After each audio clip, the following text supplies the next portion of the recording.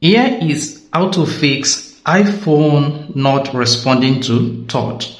If your iPhone is not responding to your touch in any form, just like this, in this video, I'm going to show you two different methods that you can utilize to fix your iPhone and then fix the iPhone calibration.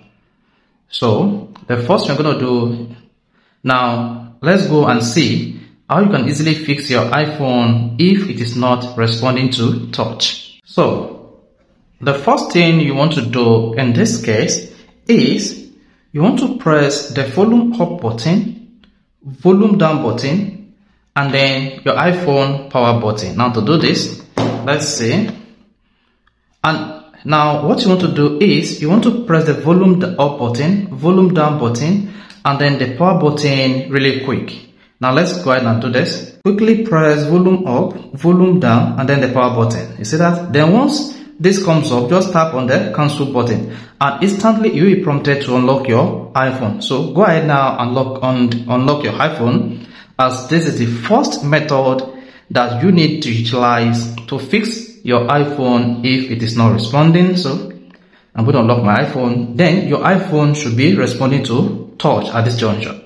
And if the iPhone is still not responding to touch, here is another thing that you need to do.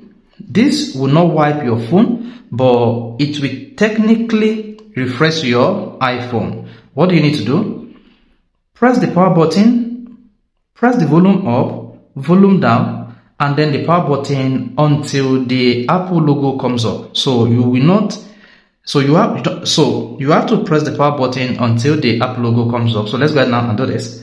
Volume up, volume down, then the power button. Keep pressing until the Apple logo comes up. So this might take a couple of seconds, but just have to keep pressing. Do not release the power button yet.